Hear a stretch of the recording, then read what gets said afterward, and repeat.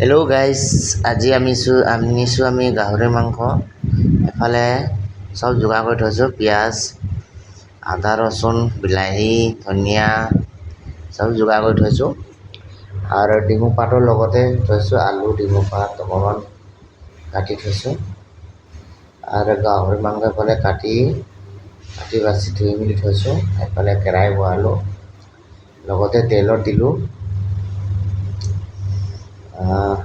তেলটো কম দিছোঁ, মানে গাহৰি মাংস তেল দিয়া আছে যে, তেলটো বেছি তেল ওলাবলৈ কমকৈ দিছোঁ।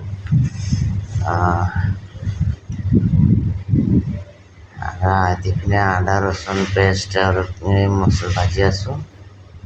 মছলাও চব যোগাৰ কৰি থৈছোঁ। দিলে কি আমাৰ মছলাটো এভৰিথিং থাকে, কাশ্মীৰী চিলি, ধনিয়া, জিৰা, চিকেন পাউডাৰ চব মিট মছলা চব এভৰিথিং আমি আনিয়ে থওঁ। আৰু দেখিছে নহয়, অকণ পিঁয়াজটো মানে পিঁয়াজ সেইবোৰ ৰঙাকৈ ৰঙা কৰি লৈছোঁ, ভাজি পিনে যাই লৈছোঁ। তাৰপৰা এতিয়া দিম আমি গাহৰি মাংস।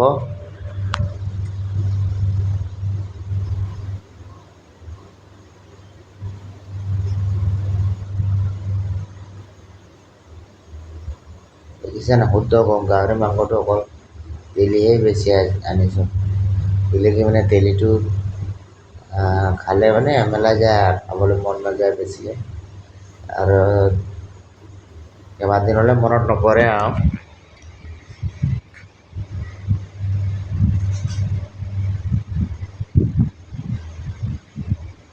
দেখিছেনে কিমান ধুনীয়া হৈছে। আমাৰ মাংস ৰেডি হৈ গ'ল এতিয়া। ধনিয়া চনিয়া দি পিনে হৈ গ'ল, দেখিছে নহয়। আৰু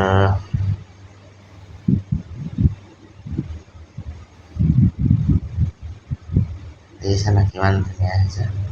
আৰু গ্ৰেভিও বেছিকৈ দিয়ে, পানীও বেছিকৈ দিয়া নাই, ঠিক গ্ৰেভি টাইপৰ বনাইছোঁ।